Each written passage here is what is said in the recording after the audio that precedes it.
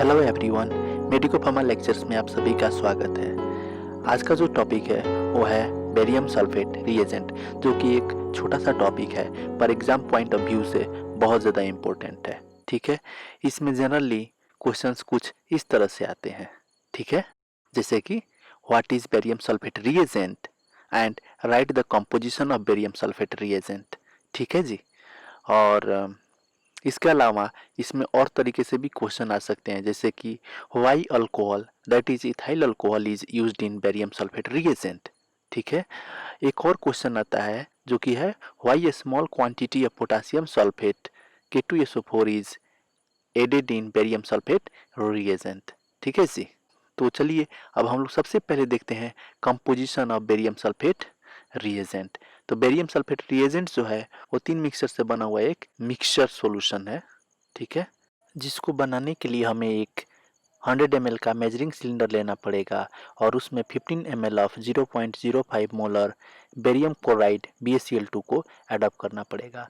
इसके साथ साथ इसमें 5 ml of 0.018% weight by volume of potassium sulphate K2SO4 भी एडअप करना पड़ेगा, जो कि बहुत ही कम क्वांटिटी है। इसके साथ साथ हमें 20 ml of ethyl alcohol add up करना पड़ेगा और इस मिक्सर का जो वॉल्यूम है उसको 100 ml मेकअप करना पड़ेगा विथ डिस्टिल्ड वाटर। ठीक है, तो ये जो रिजल्टिंग सॉल्यूशन बनेगा उसको हम लोग क्या बोलेंगे, बेरियम सल्फेट रिएजेंट। ठीक है जी।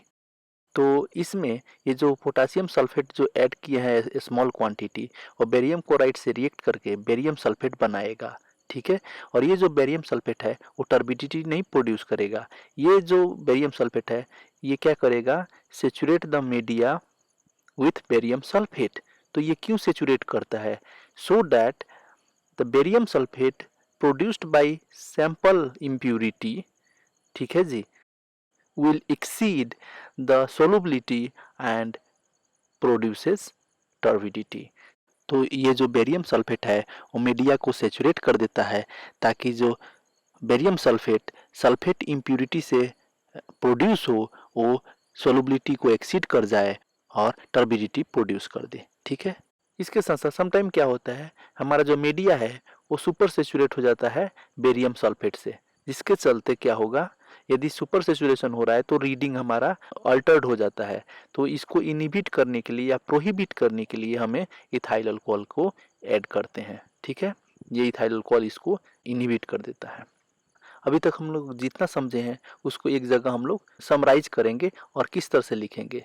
ठीक है, तो पहले लिखेंगे डिफिनीशन, जिसमें हम लोग लिखेंगे barium sulphate reagent is a mixture of barium chloride, potassium sulphate and ethyl alcohol in a specific composition or quantity prepared to carry out sulfate limit test।